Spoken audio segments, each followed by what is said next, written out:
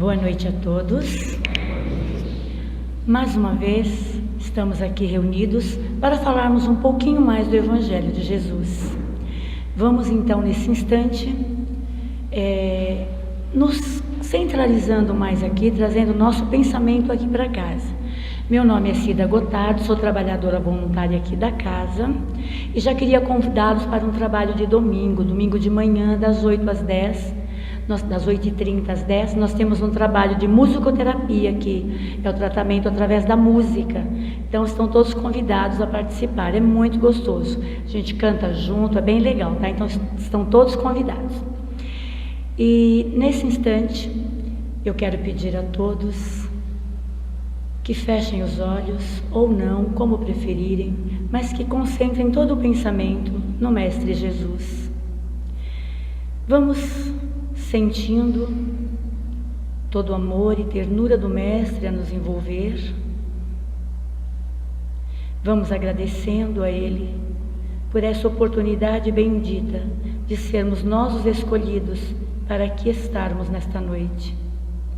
Vamos pedindo a Ele que eleve até o Pai a oração que vamos proferir agora em forma de bênçãos, em forma de luz, que ela possa retornar até nós e nos envolver. Pai nosso que estais nos céus, santificado seja o vosso nome, venha a nós o vosso reino, seja feita a vossa vontade, assim na terra como nos céus. O pão nosso de cada dia nos dai hoje, perdoai as nossas ofensas, assim como nós perdoamos a quem nos tem ofendido. Não nos deixeis cair em tentação, e livra-nos, Senhor, de todos os males, principalmente de cometê-los. E que assim seja, graças a Deus e graças a Jesus. Hoje nós vamos falar sobre algo que acontece muito no final do ano. Nós vamos falar sobre o perdão das ofensas. Natal é uma época onde todo mundo começa a ficar com o coração mais leve, mais tranquilo e começam a perdoar um pouquinho mais. Quando, há muitos anos atrás, lá na época de Jesus, Pedro vai até Jesus e lhe pergunta: Senhor, quantas vezes eu tenho que perdoar as ofensas do meu irmão? Pedro pergunta a Jesus: quantas vezes eu tenho que perdoar as ofensas do meu irmão? 7 vezes? Ele pergunta as ofensas do meu irmão. Ele sabe que a pessoa irá ofendê-lo, humilhá-lo e muito mais coisas, mas ele chama essa pessoa de irmão. Ele pergunta a Jesus sobre os seus irmãos. Isso é muito importante, porque Pedro conhecia bem Jesus. Pedro já tinha um coração leve, porque ele conhecia Jesus. Ele conhecia Jesus na prática e ele conhecia Jesus em suas ações. E nós, há quanto tempo conhecemos Jesus? E nós enxergamos como Pedro aquele que nos ofende, aquele que nos humilha, como irmãos? Não é fácil perdoar, e ninguém é obrigado a perdoar. Ninguém é obrigado, gente, ninguém está aqui falando: olha, você tem que perdoar o seu irmão, você tem que perdoar aquela pessoa que te ofendeu, você tem que fazer. Não, você não tem que fazer. Você precisa sentir para poder perdoar. Não é o outro que pede, o outro que manda, o outro que ordena. Então nós precisamos trabalhar em nós para que consigamos perdoar o outro. Não é fácil, é uma tarefa difícil.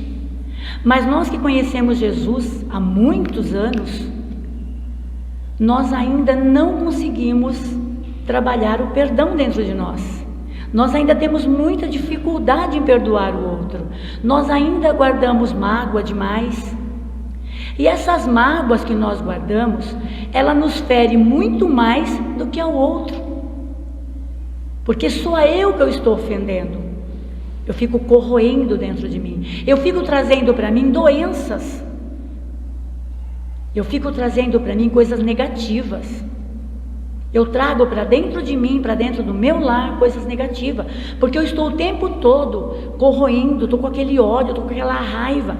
Isso faz um mal danado para mim, para o meu lar, para todo lugar onde eu estiver. Porque se eu não consigo perdoar o outro, se eu guardo raiva, se eu guardo mágoa, se eu tenho ódio, eu estou também interferindo no meu aprendizado e na minha evolução. Eu preciso aprender a perdoar para evoluir. Então eu posso não querer perdoar agora, mas eu vou ter que aprender com o passar do tempo. Muitas vezes eu vou levar mais 1, 2, 3, 4, 10 vidas, mas eu vou chegar lá. Uma hora eu vou, como Pedro, compreender que aquele que me ofende, aquele que me magoa, ele também é meu irmão. E eu vou ter que aprender a perdoá-lo, porque eu também cometo erros, na mesma proporção que ele, muitas vezes. E eu também quero ser perdoada. Então eu preciso aprender a perdoar, para que o outro aprenda a me perdoar também. E eu tenho que ter muita paciência para aprender, e muita paciência para que o outro aprenda também. E Jesus responde a Pedro. Não digo, Pedro, 7 vezes, mas 70 vezes 7. Quando Jesus diz isso, ele está ampliando todo o horizonte do perdão. Ele está nos mostrando que nós podemos perdoar, porém precisamos, para aprender a perdoar, primeiro aprender a compreender o outro, aceitá-lo como ele é, aceitá-lo do jeito que ele é.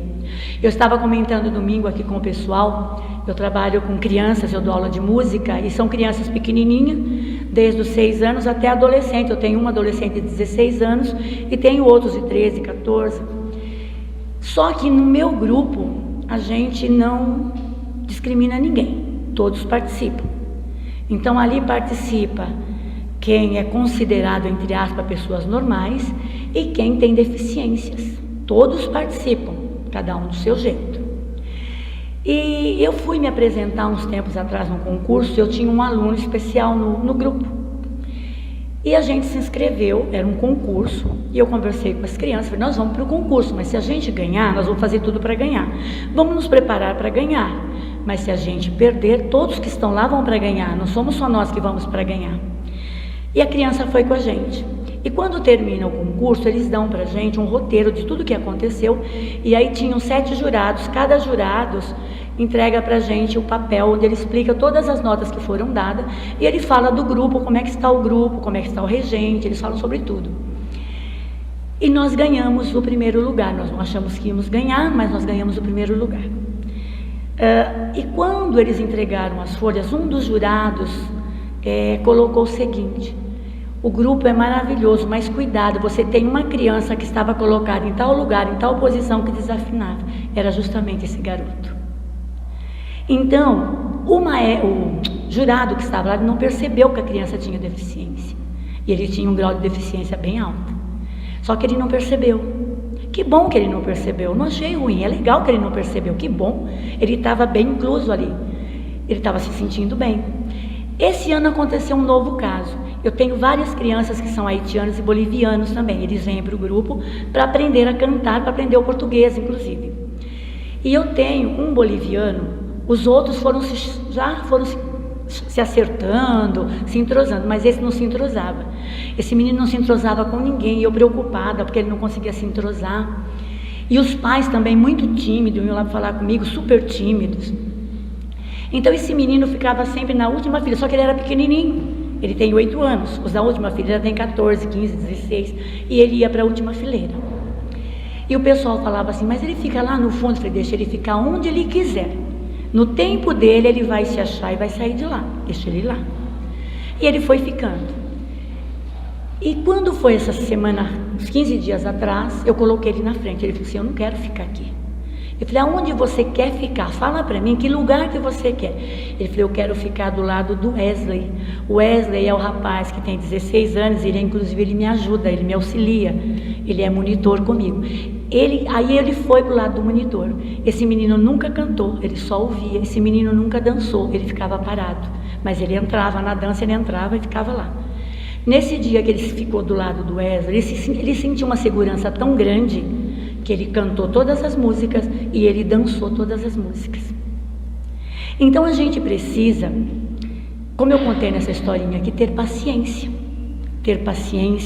olhar para aprender com o outro, o tempo certo dele, porque eu também tive o meu tempo. Eu falo sempre para eles, gente, eu não sei tocar violão, é um trauma que eu tenho. Eu vou aprender, mas toda vez que eu começo eu desisto. Eu falei, vou chegar um dia que eu vou aprender e não vou desistir. Porque eu toco outros instrumentos, mas o violão para mim tem sido um desafio. Por algum motivo do passado eu não toco violão. Mas eu preciso descobrir o porquê. E preciso superar isso. Então, o que acontece? Quando eu falo de aprender a perdoar, eu preciso aprender a perdoar. Porque lá atrás, no meu passado, eu tenho algum bloqueio. Porque quando eu falo em perdoar, eu falo numa mágoa que eu tenho. Para eu perdoar alguém, eu tenho que estar magoado. E por que eu estou magoado? Eu já perguntei alguma vez por que eu fiquei bravo com o outro. O outro foi lá e falou para mim assim, ai, você é intragável. Nossa, eu fiquei assim. Mas por que eu fiquei? Será que eu sou intragável e não estou percebendo? Por que eu fiquei magoada? Por que eu fiquei chateada? Isso está lá no meu passado, em algum ponto que eu preciso descobrir o porquê. Por que eu trago isso comigo? Então eu preciso descobrir o porquê eu me sinto assim, para que eu possa aprender a perdoar. Então não existe motivo para eu ficar magoada ou chateada se eu não sou. Eu brinco muito com as minhas crianças, às vezes eles falam, professora, ele xingou a minha mãe, não sei de que. Eu falei, sua mãe é isso? Não, então acabou. Por que você está ofendendo? Se a sua mãe não é isso, acabou, morreu o assunto aqui. Pronto, acabou. E a gente vai trabalhando assim. Por que eu vou me ofender com o que o outro está falando se aquilo não é? Não é verídico? Se eu não me sinto assim. Agora, se eu estou me sentindo magoada, eu tenho um motivo para estar magoada. E eu preciso descobrir, não porque o outro me ofendeu, mas porque eu fiquei ofendida. O que está acontecendo comigo? Por que momento que eu estou passando? Por que momentos eu passei no passado e não consegui resolver? Outro dia eu estava conversando com uma garota que ela veio conversar comigo, ela veio me contar umas histórias da vida dela, e ela trazia uma mágoa muito grande do pai, porque ela havia sido estuprada lá no passado. E quando ela pediu socorro para a mãe falou para ela, não fala nada, porque se você contar alguma coisa para os nossos parentes, eles vão pôr o pai na cadeia, e lá eles podem até matar o pai. E ela não quis denunciar o pai, de medo do pai ser morto ou acontecer alguma coisa. Hoje ela já tem 37 anos, e eu estava conversando com ela e falei para ela, escuta, mas você recebe o teu pai na tua casa, você recebe a tua mãe na tua casa, e quando o teu pai e tua mãe ficam bravos, brigam com você, você fica magoada porque eles não vão na sua casa. Então você traz isso dentro de você, você já perdoou, porque se ela recebe eles dentro da casa dela, numa boa, e fica triste quando eles não vão na casa dela, é porque ela perdoou. E ela foi na psicóloga, aí eu falei para ela, você precisa ir numa psicóloga, procura uma psicóloga, conversa. Eu falei, porque você tem que fazer um tratamento longo, não é de um dia para o outro que você vai tirar isso, que vai sanar, é uma coisa muito grave, foram vários anos. Segundo ela, foi dos 5 até os 12 anos de idade, quase 13. Então, é uma coisa que está dentro dela e ela precisa trabalhar isso. Só que pelo que eu vi, pelo que ela me contou, ela já perdoou o pai e a mãe há muito tempo. Porém, ela traz isso dentro dela, ela precisa tirar isso de dentro dela. Então ela foi na psicóloga, e a psicóloga falou exatamente o que eu falei para ela. Ela falou assim, eu tenho raiva às vezes, porque ele vai na casa dos parentes e todo mundo trata ele bem. E aí a psicóloga disse que perguntou para ela, mas você já contou para os seus parentes o que aconteceu? Ela falou, não. Ela falou, e se os seus parentes, mesmo você contando, continuarem recebendo ele na casa deles, você não recebe ele na tua casa? Você já não perdoou? Não ficou no passado? Você não diz que eles mudaram? Então, aí você pensa, ela precisa trabalhar isso e o pai e a mãe também. Porque com certeza o pai errou lá no passado, deveria ter sido denunciado, não foi. A mãe deveria ter denunciado, o pai não denunciou. Hoje ficou no passado e a menina não quer denunciar ninguém, ela que foi afetada não quer denunciar. Então, é um ciclo de perdão que existiu aí. Só que todos precisam trabalhar isso, porque dentro de cada um deles existe algo muito ruim. Muito ruim. E foi o que eu falei para ela, você quer denunciar, você vai e denuncia. Se você não quer denunciar, você vai e faz um tratamento. Porque o que não pode acontecer é você ficar se remoendo o tempo todo. Então são coisas que acontecem, você fala, meu Deus, mas você está falando de um estupro. Estou. Mas tem pessoas que conseguem perdoar isso. Eu acho que eu não conseguiria, mas tem pessoas que conseguem. Tem pessoas que conseguem perdoar o assassino do filho deles. Já aconteceu, já vi passar. A pessoa consegue perdoar o assassino do filho. Então, se eu errei lá no passado, nós estamos falando de perdão, agora eu vou falar do erro nosso. Se eu errei em algum momento, por mais grave que seja o meu erro, eu preciso aprender a pedir perdão para que eu possa me aliviar. Porque senão eu vou carregar essa dor, essa angústia comigo por várias vidas, até o dia que eu conseguir, em alguma vida, pedir perdão, realmente pedir perdão de verdade. E perdoar também. Porque como eu falei, eu tenho muitos erros e eu preciso aprender a perdoar. Eu vou contar uma historinha rápida, que eu acho muito bonita, de 2 irmãos. Eles eram 2 irmãos, moravam na fazenda vizinha. Um morava numa fazenda, outro noutra. As fazendas eram vizinhas. E eles eram tão amigos, mas tão amigos, que eles compraram a fazenda perto, já por ser muito amigo. E eles eram tão amigos que todas as festas das famílias aconteciam na fazenda deles. Bem na divisa da fazenda, eles construíram um enorme galpão. Ali eles fizeram um fogão de lenha, um forno de barro, tudo era dos dois, era tudo dos dois. Tinha festa, tinha uma mesa enorme feita de madeira crua. Eles se reuniam tudo ali e todo mundo comia, se alimentava, se divertia, dançava, brincava, tocava moda de viola e aí ia embora. Um belo dia, por um motivo bobo, banal, os 2 irmãos brigaram. Mas brigaram, foi feia a briga, nem motivo havia, mas brigaram feio. A família tentou intervir, conversa de um lado, conversa do outro e nada. Uma briga, e resolveram que cada um ia para o seu lado. E um dos irmãos falou: não quero mais saber, fica com o forno para você, fica com o fogão para você. Eu vou mandar fazer aqui um muro de fora a fora. Vou mandar fazer um muro dividindo a fazenda de fora a fora para eu não te ver nunca mais. Vou contratar alguém. Quando ele falou que ia contratar alguém, não demorou uns 10 minutos, passou um rapaz até as fazendas oferecendo trabalho. E o rapaz falou: olha, eu estou desempregado, eu faço qualquer coisa. Ele falou: você sabe fazer muro? Ele falou: sei. Ele falou: eu queria que você fizesse um muro aqui, eu vou comprar um material, você vai fazer um muro para mim de fora a fora, porque eu não quero ver mais a cara do meu irmão. Então nós vamos fazer um muro. Aí ele foi, comprou todo o material, mandou entregar, falou para o moço: olha, você fica aí fazendo o muro, que eu tenho que resolver uns problemas lá na cidade. À tarde eu volto, o muro vai estar pronto, eu te pago. E o moço ficou ali e ele foi-se.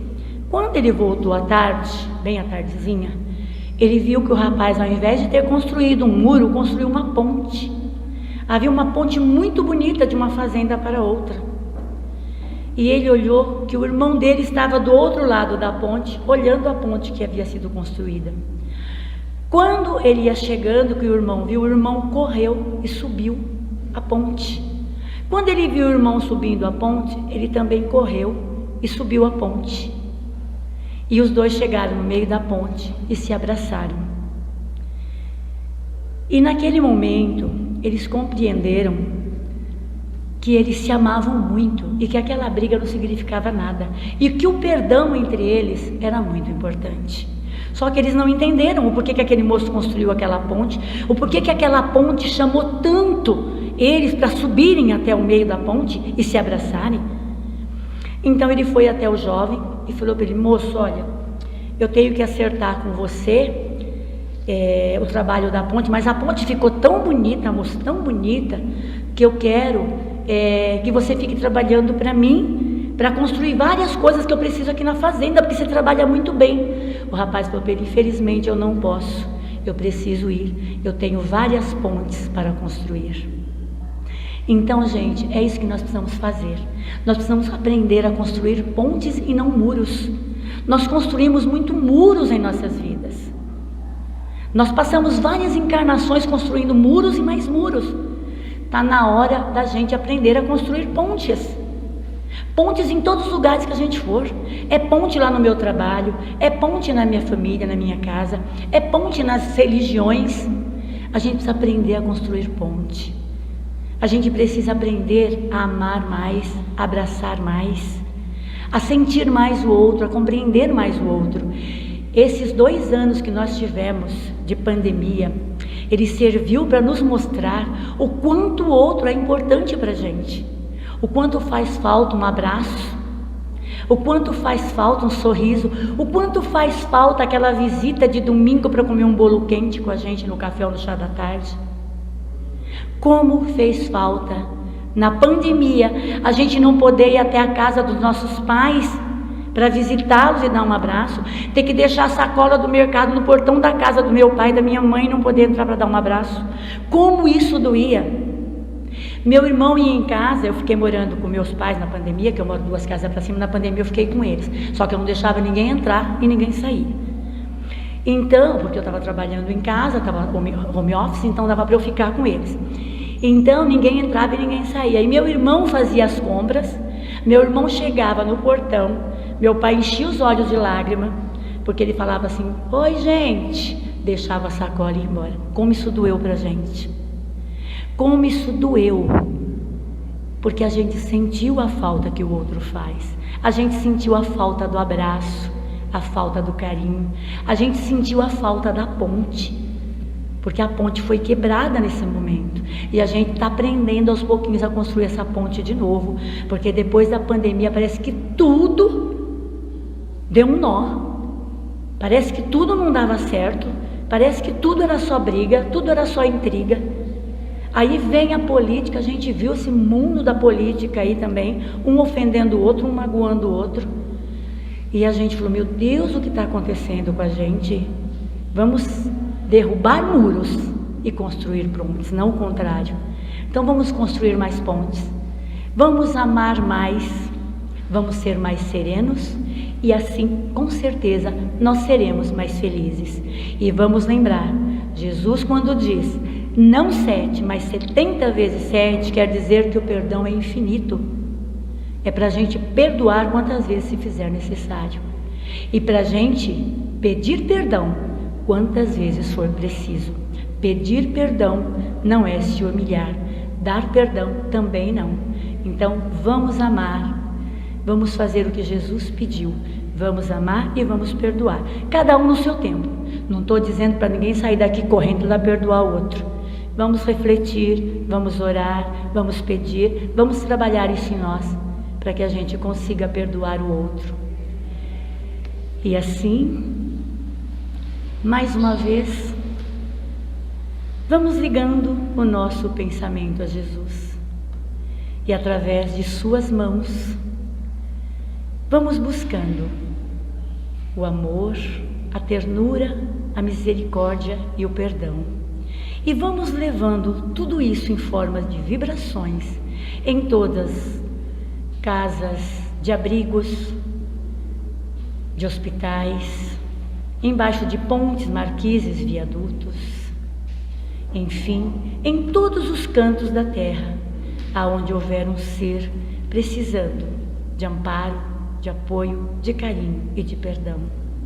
Vamos pedindo ao Mestre Jesus que envolva todos dentro do nosso lar, inclusive aquela pessoa mais difícil, que reluta mais para pedir e dar o seu perdão. Vamos pedindo a Deus que ela amenize o seu coração, o seu pensamento. E vamos humildemente pedindo ao Mestre que Ele envolva cada um de nós, para que possamos aprender o que é o verdadeiro amor, o que é o verdadeiro amor através do perdão.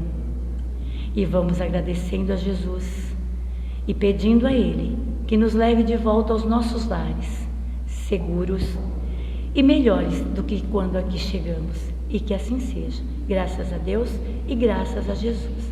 Uma boa semana a todos e que o pensamento do Mestre continue seguindo conosco por toda essa semana. Que assim seja.